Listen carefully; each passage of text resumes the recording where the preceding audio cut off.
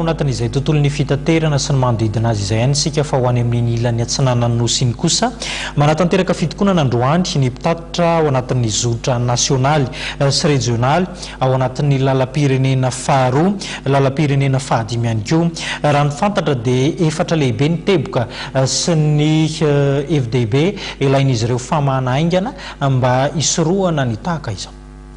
Ny tokony androany ny mpitatitra amin'ny zotra nasionaly sy rejionaly amin'ny lalam-pirenena faha mampitohy Nanatanteraka sy Tomasina sy ny lalam-pirenena fahadimy Tomasina sy Maroantsetra.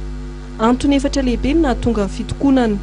Sy fanapahan-kevitra na raisina tete amin'ilay hoe raha manao adisona zany manao voina ny coopérative iray mpamily eo amin'ny coopérative io izy rehetra hiarany sazy. Zay zany nangatahana mba tokony hajanona fa mba olona tokony voasazy nanao ny voina ihany tokony saziana.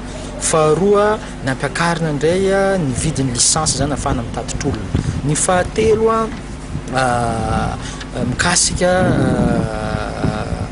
ny lalana ao amin'ny RN5 indrindra zay efa ratsy dia ratsy ary ny tenako moa solombavamboaka ny teny conflit fenerivansinana dia nangataka audience tao amin'ny travaux publics ministre zay nekeny avy eo moa miandry ohatra tsy voaray dia nandeha. Ny fahefitra zany nangatanjareo mikasika le fanasazina mafy loatra atao mahazo mianjady amin'ireny mpitatitra reny rehefa sakanany manam-pahefana zany amin'ny lalana polisy na gendarme. Raha ny fanazavana androany ihany dia nisy ny fifanantonana teo amin'ny mpitatitra sy ny tompony andraikitra. Raha toa misy marimaritra iraisana dia hiverina hiasa manomboka rahampitso faharoa volana jona ny mpitatitra amin'ny lalam-pirenena faha sy fahadimy ao Tomasina.